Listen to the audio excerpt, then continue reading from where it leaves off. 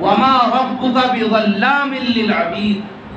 مبالغے کا صیغہ اللہ تعالیٰ نے استعمال فرمایا کہ ذرے کے برابر بھی تیرا رب ظالم نہیں ہے۔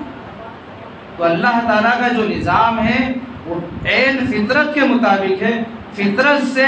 اللہ کا قانون کبھی نہیں ٹکراتا ہے۔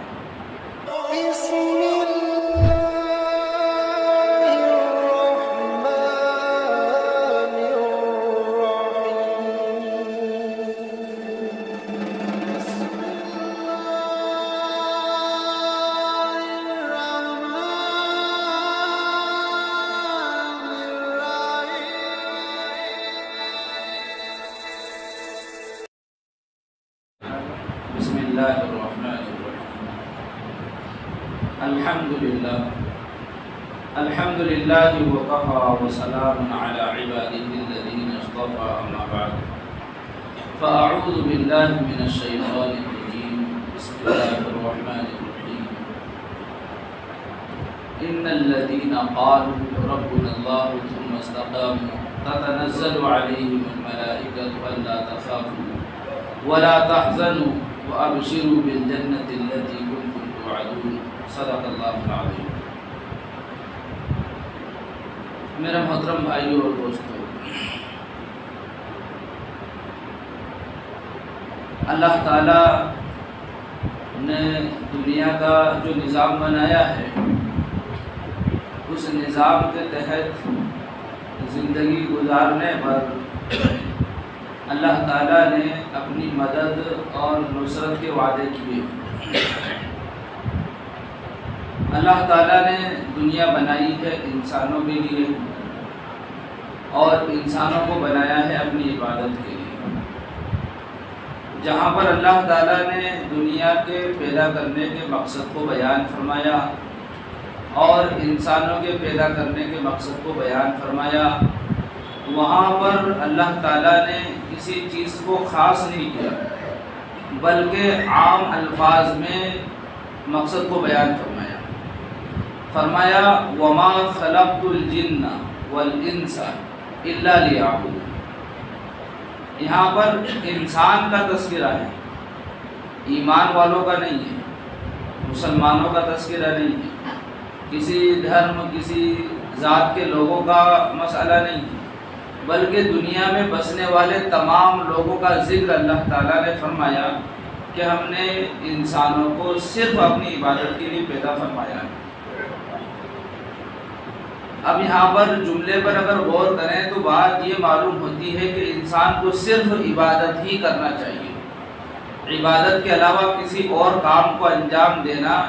گویا کہ وہ مقصد جس کے لیے اللہ رب العزت نے پیدا کیا ہے اس مقصد کے خلاف زندگی گزارنا ہے۔ اور اگر ہم جس مفہوم کو سمجھ رہے ہیں کہ اگر صرف اللہ ہی کی عبادت کریں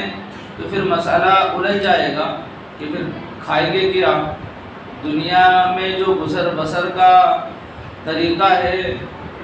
وہ کیسے پورا ہوگا۔ تو اس کے لیے ہمیں اس مفہوم کو سمجھنا ہے،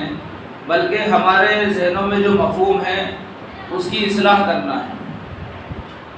کہ اللہ تعالیٰ نے پیدا کیا ہے صرف عبادت کے لیے،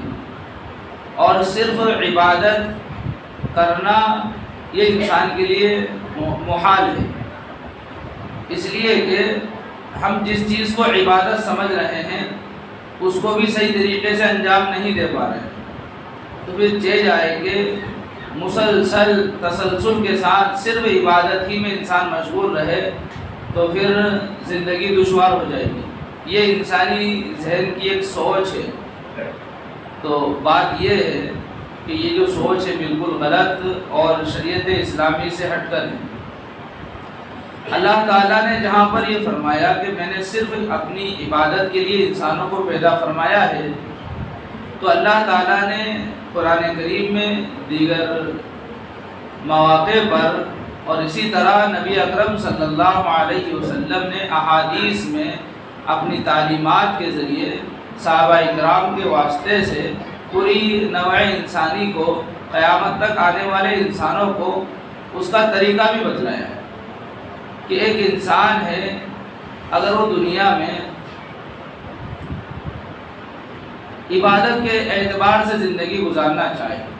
وہ چاہتا ہے کہ میری 24 گھنٹے کی زندگی عبادت ہو جائے،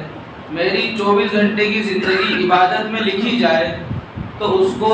اس کے لیے اللہ تعالیٰ کے احکام جاننا پڑیں گے۔ اللہ تعالیٰ کے احکام کو جان لینا اور ان احکام کے مطابق زندگی گزار لینا، اس اعتبار سے اس کی پوری زندگی عبادت میں شامل ہو جائے گی۔ مثال کے طور پر کھانا کھا رہا ہے، اگر اللہ کے حکم کے مطابق کھائے اور ساتھ میں پیارے نبی صلی اللہ علیہ وسلم کے طریقے کے مطابق کھائے تو اس کا کھانا بھی عبادت بن جاتا ہے۔ اب کھانے میں اللہ کا حکم کیا ہے؟ اللہ تعالیٰ کا حکم یہ ہے کہ حلال طریقے سے حاصل کیا ہوا کھانا ہو، اس میں وہ حرام نہ ہو اور نہ ہی حرام کی آمیزش ہو۔ تو حلال طریقے سے کمائی کر کے جو رزق حاصل ہوتا ہے وہ انسان کھائے تو سمجھ لیجیے اللہ کے حکم پر عمل کر رہا ہے۔ اور نبی صلی اللہ علیہ وسلم کا طریقہ یہ ہے کہ انسان اتنا زیادہ نہ کھا لے کہ اس کھانے کے نشے میں انسان جو ہے عبادات سے غافل ہو جائے، یا بدہضمی ہو جائے، یا دیگر نقصانات ہو جائیں۔ اسی طرح کھانا کھانے میں اگر کوئی دوسرا شریک ہے تو اس کا بھی لحاظ رکھا جائے، اسی طرح جن لوگوں نے کھانا تیار کیا ہے ان کا بھی لحاظ رکھا جائے، گھر میں اور لوگ ساتھ میں ہے تو ان کا بھی دھیان رکھا جائے، اور کھانے کو اطمینان کے ساتھ جو ہے تھوڑا تھوڑا چبا چبا کر کھائے۔ تو یہ نبی صلی اللہ علیہ وسلم کا طریقہ ہے۔ یہاں تک کہ آپ نے فرمایا کہ اپنے سامنے سے کھاؤ، سیدھے ہاتھ سے کھاؤ، اور کھانے کو چھوٹے چھوٹے لقمے لے کر چبا چبا کر کھاؤ۔ تو اس طرح سے نبی کے طریقوں پر، اللہ کے حکم پر جو انسان کھانا کھا رہا ہے تو کھانا بھی عبادت ہے۔ لیکن اگر یہاں پر کوئی مسنگ ہو رہی ہے اللہ کے حکم میں یا نبی کے طریقے میں، تو پھر یہ کھانا جو ہے عبادت شمار نہیں ہوگا، بلکہ یہ کھانا انسان کے لیے پکڑ کا ذریعہ بن جائے گا، مواخذے کا ذریعہ بن جائے گا۔ تو جو کھانا عبادت بن سکتا تھا صرف تھوڑی سی محنت پر، وہ کھانا انسان کے لیے وبال بن گیا۔ دنیا میں خود انسان کھانے کو کھا رہا ہے، یہ کھانا آخرت میں جواب دہی کا جو ہے ایک وجہ بن جائے گی۔ تو اس لیے یہ انسان کے لیے بہت آسان سی ترتیب ہے کہ 24 گھنٹے کی زندگی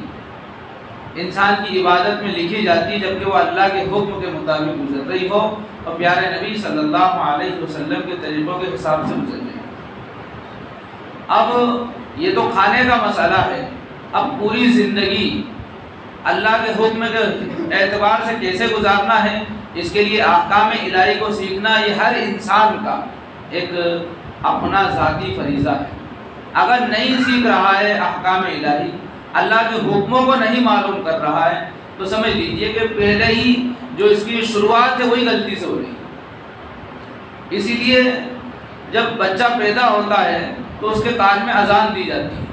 دوسرے کان میں اقامت کہی جاتی ہے، اس کو اللہ اکبر کی صدائیں سنائی جاتی ہیں۔ وہ بچہ سمجھ نہیں رہا ہوتا، وہ نہیں جانتا کہ اس اذان کا کیا مطلب ہے، اس اقامت کا کیا مطلب ہے۔ بعض بزرگوں نے بیان فرمایا کہ بتا دیا جاتا ہے کہ اذان بھی دے دی گئی ہے اور اقامت بھی کہہ دی گئی ہے، اب صرف نماز پڑھنا ہے۔ جو 15 منٹ کا اذان دیتے ہیں اس کے بعد 15 منٹ کا وقفہ ہم سہولت کے اعتبار سے رکھتے ہیں، لیکن جب اقامت ہو جاتی ہے تو پھر اللہ اکبر کہنے کی دیر ہوتی ہے، اس میں کوئی وقفہ نہیں ہوتا۔ تو بس یہ تھوڑی سی زندگی ہے، اس زندگی میں بھی اگر اللہ کے حکم کو نہیں اپنا پائے، پیارے نبی صلی اللہ علیہ وسلم کے طریقوں کو زندگی میں نہیں لا پائے، تو پھر اس سے بڑی ناکامی اور کوئی نہیں۔ تو بہت تھوڑی سی اور مختصر سی زندگی کو بنا لینا اس آخرت کی زندگی کے اعتبار سے بہت آسان ہے، لیکن یہ اسی وقت ممکن ہے جبکہ انسان اللہ کے حکموں کو جانتا ہو۔ جاننے کے بعد عمل کرنا آسان ہو جاتا ہے، اور اس کی آسان سی ترتیب یہ ہے کہ ہم جو بھی کام کر رہے ہوں اس کو معلوم کریں کہ یہ اس بات کے بارے میں یا یہ جو میں کام کر رہا ہوں اس سلسلے میں اللہ کا حکم کیا ہے۔ جب ہم معلوم کر لیں تو پھر اس پر عمل کریں۔ اسی طرح یہ بھی معلوم کریں گے نبی کا طریقہ کیا ہے اس سلسلے میں. جب نبی کا طریقہ معلوم ہو جائے، اللہ کا حکم معلوم ہو جائے تو اس پر عمل کریں. اگر کوئی انسان یہ غلطی کرتا ہے کہ ابھی کس سے معلوم کریں گے، کون بتائے گا، ابھی تو عمل کر لیتے ہیں، بعد میں پھر کسی سے معلوم کر لیں گے، اگر جو اس نے عمل صحیح کیا ہے پھر بھی وہ گنہگار ہوگا. ایک حدیث میں نبی صلی اللہ علیہ وسلم نے ایک مثال کے ذریعے اس بات کو سمجھایا. آپ نے فرمایا کہ اللہ تعالیٰ نے جو حلال چیزیں ہیں ان کو واضح کر دیا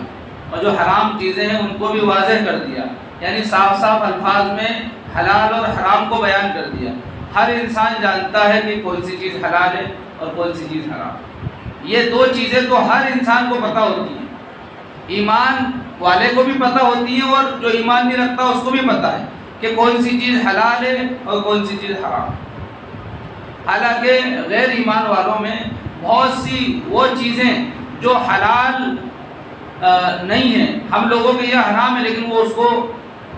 حلال سمجھتے ہیں، لیکن ان کا دل اس کو کہتا ہے کہ یہ غلط ہے. ان لوگوں کا دل بھی اس بات کو اندر سے پکارتا ہے کہ یہ جو عمل ہے یہ غلط ہے. مثال کے طور پر شراب یہ مسلمانوں کے یہاں حرام ہے، لیکن کافر بھی اس بات کو سمجھتا ہے کہ یہ غلط ہے، حالانکہ ان کے یہاں جائز ہے، ان کے یہاں حرام نہیں. اسی طرح سود کا مسئلہ ہے، سود حرام ہے اسلامی شریعت میں، یہاں تک کہ سود کے بارے میں بڑی سخت مذمت بیان فرمائی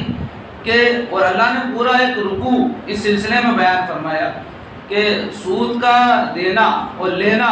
گواہ بننا، اس کا پتہ لینا، یہ سب مجرم ہیں اور ان سب پر جو ہے اللہ تعالیٰ کی طرف سے اور اس کے رسول کی طرف سے جنگ کا اعلان. جس انسان سے اللہ جنگ کا اعلان کر دے، اللہ کے رسول جنگ کا اعلان کر دیں، اب سمجھ لیجئے کہ اس انسان کی ہلاکت میں اور بربادی میں کیا شک ہے،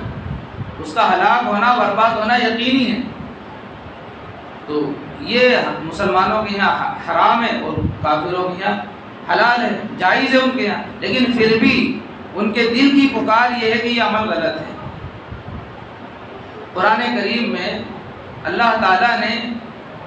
جہاں دیگر احکام بیان فرمائے، آپ غور کریں کہ نماز کتنا اہم عمل ہے، یہاں تک کہ سب سے زیادہ اگر کسی حکم کو اللہ تعالیٰ نے قرآن میں بیان فرمایا ہے تو نماز کا حکم ہے،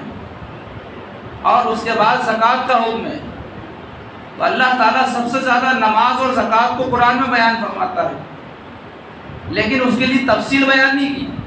کہ ایسے نماز پڑھو، نماز میں رکوع ایسے کرو، سجدہ ایسے کرو، قیام ایسے کرو. یہ تفصیل قرآن میں نہیں ہے، بلکہ نماز میں، قرآن میں تو نماز کے بارے میں اتنا ہے کہ نماز قائم کرو، اقیم الصلاۃ، نماز قائم کرو، آتوا الزکاۃ، زکوٰۃ دیتے رہو. اس کی تفصیل تو نبی صلی اللہ علیہ وسلم نے احادیث کے ذریعے بیان فرمائی ہے. لیکن جہاں سود کا معاملہ ہے وہاں پر تو دو دو چار کی طرح ایک ایک لفظ کو کھول کھول کر بیان فرمایا، پوری تفصیل، پورا رکوع جو ہے اس کے باب میں اللہ تعالیٰ نے ارشاد فرمایا. تیسرے پارے کا 7واں صفحہ، تیسرے پارے کا 7واں صفحہ پورے صفحے میں سود کا بیان ہے. اتنی تفصیل سے اللہ نے بیان فرمایا تاکہ کسی کو جو ہے ہلے بہانے کی جو ہے ذرہ برابر بھی گنجائش نہ رہے، کوئی قیامت میں یہ نہ کہہ سکے کہ میرا تو سمجھ میں نہیں آیا تھا، اس لیے بالکل صاف الفاظ میں بیان فرما دیا. اور نبی صلی اللہ علیہ وسلم نے اس کی وعید ذکر کرتے ہوئے ارشاد فرمایا کہ جب آپ کا معمول تھا کہ روزانہ فجر کی نماز کے بعد صحابہ سے ادھر منہ کر کے بیٹھ جاتے تھے صحابہ کی طرف اور معلوم کرتے تھے بھائی کسی نے کوئی خواب دیکھا ہو تو بتاؤ. کوئی صحابی خواب بتاتا تھا تو نبی اس کی تعبیر ارشاد فرماتے تھے. ایک دن آپ نے جو ہے اپنا خواب بیان کرنا شروع کر دیا کہ آج میں نے ایک خواب دیکھا ہے. نبی اپنا خواب بیان کرتے ہوئے بہت ہی اہم باتیں جو ہے ذکر کرتے ہیں. ساری باتوں کو میں بیان نہیں کروں گا، صرف ایک لفظ اس میں سے ذکر کروں گا. آپ نے کہا کہ 2 لوگ آئے اور انہوں نے مجھے اٹھایا اور کہا کہ ہمارے ساتھ چلیے. جب میں ان کے ساتھ چلنے لگا تو بہت سارے واقعے میں نے دیکھے. ان میں سے ایک واقعہ یہ ہے کہ ایک شخص خون کی ندی میں تیر رہا ہے اور وہ تیرتے ہوئے کنارے پر آتا ہے کہ باہر نکل جائے، لیکن دریا کے کنارے ایک شخص کھڑا ہوا ہے جو اس کے منہ میں پتھر ڈال دیتا ہے، تو وہ اس کی وجہ سے جو ہے پھر بیچ ندی میں چلا جاتا ہے۔ پھر وہ آتا ہے، پھر اس کو پتھر دیتا ہے، پھر وہ جو ہے بیچ ندی میں چلا جاتا ہے۔ یہی عمل اس کے ساتھ ہوتا رہتا ہے۔ پھر آپ نے پوچھا ان لوگوں سے کہ بھائی یہ کیا ماجرا ہے، یہ کون شخص ہے؟ تو ان دو لوگوں نے، وہ دو فرشتے تھے، انہوں نے بتایا کہ یہ سود خور ہے، یہ دنیا میں سود کھایا کرتا تھا اور اس طرح سے انسانوں کا خون چوستا تھا۔ اس لیے کہ ایک انسان، اس نے مان لیجیے کچھ رقم لے لی ہے، اس کو ادا کرنے کے لیے جب تک اس کے پاس پیسے اکٹھے نہیں ہو رہے وہ سود اس کا دیتا رہتا ہے۔ تو وہ جو پیسے دے رہا ہے اس کی کتنی محنت کی کمائی ہوتی ہے، وہ خون پسینہ ایک کر دیتا ہے، وہ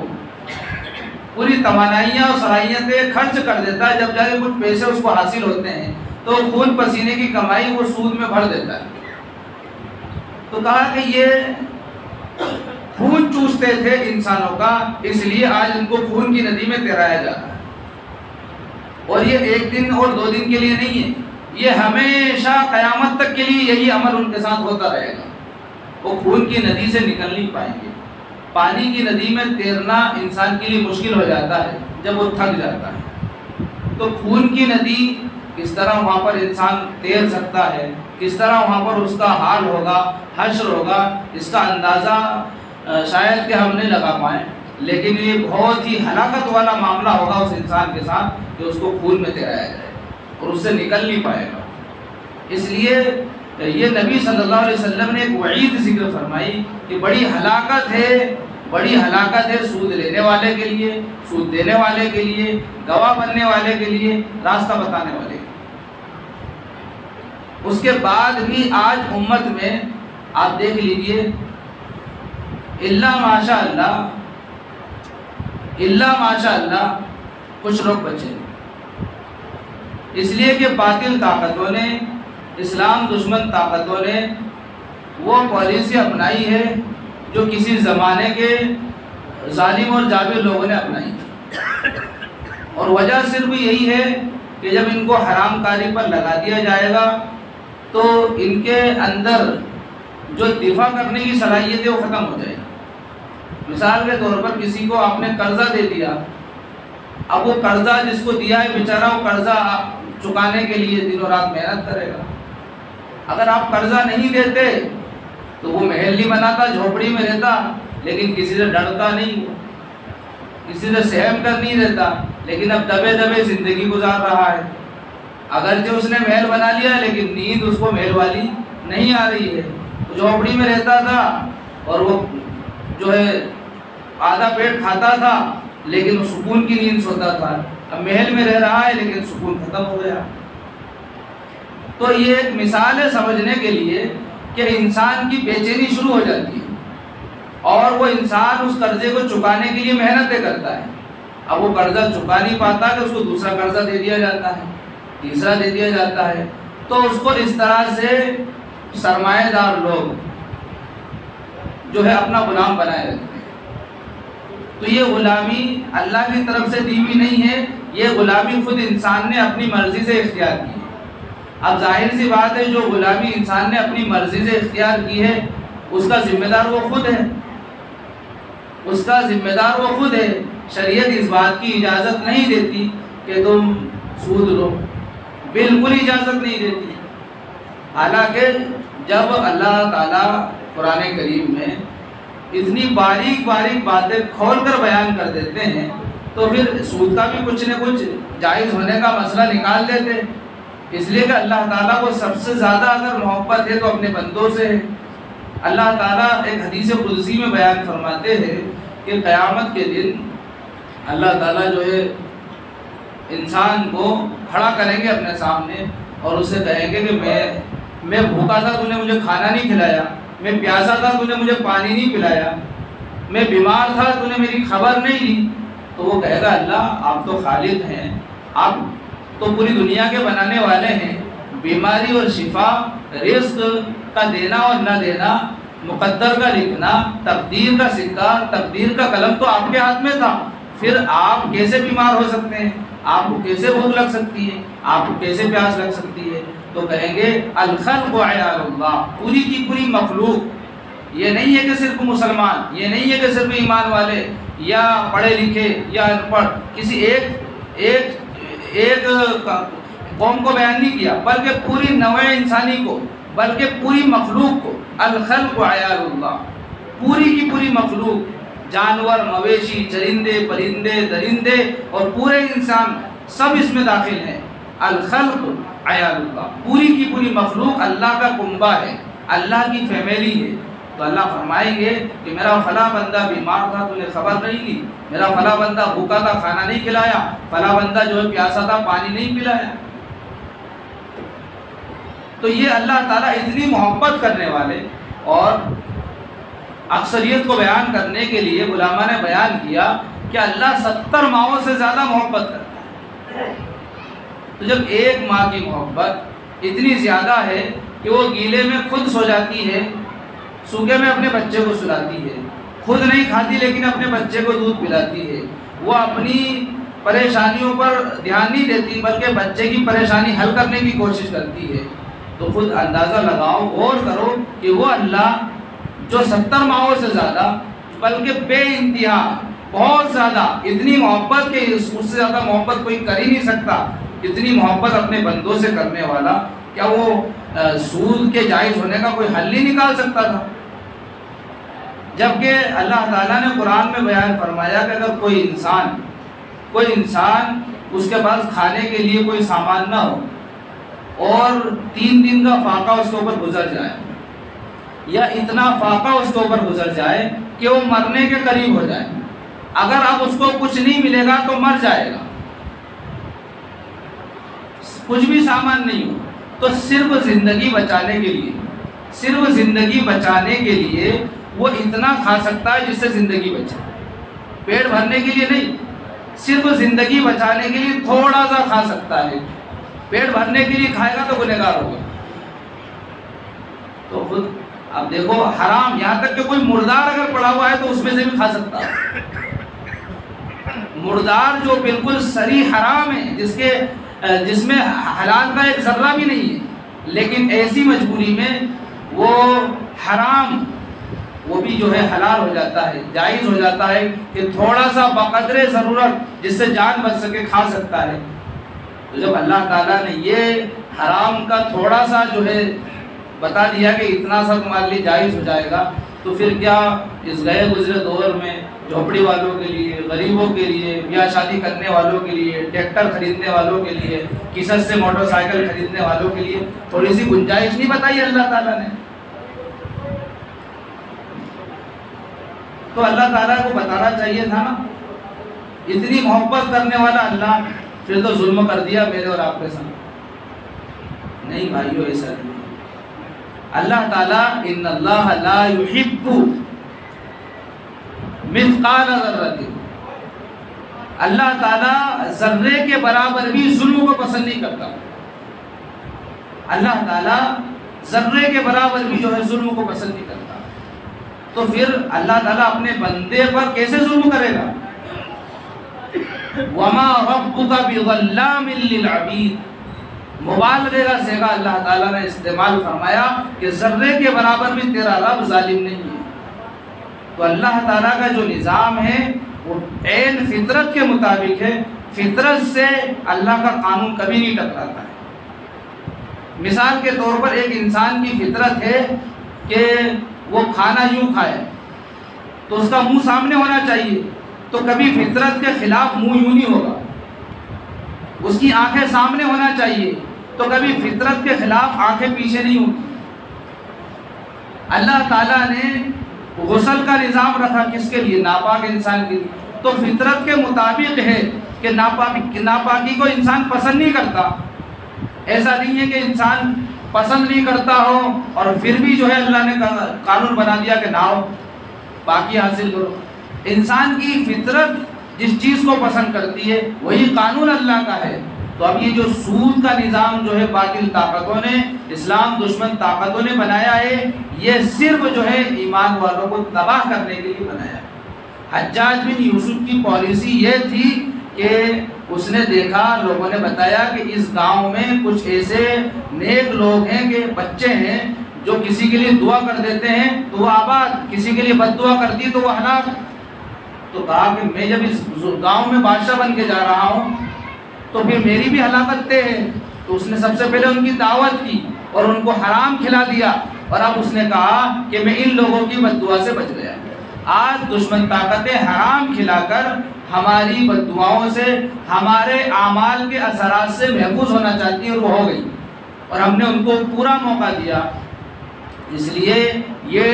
ختم ہونے والا سرمایہ ہے، ٹریکٹر ہو، موٹر سائیکل ہو، یا موبائل ہو، یا بڑی سے بڑی کوئی چیز ہو، یا چھوٹی سے چھوٹی کوئی چیز ہو، قسطوں پر خریدنا، بیاج سود کے ذریعے خریدنا ذرے کے برابر بھی جائز ہونے کی گنجائش نہیں ہے۔ ان سے بچو گے تو اللہ کی مدد آئے گی، اور اگر نہیں بچو گے تو اللہ کی پھٹکار آئے گی۔ اللہ تعالیٰ مجھے بھی، آپ کو بھی، ہم سب کو عمل کی توفیق عطا فرمائے۔ آمین و آخر دعوانا۔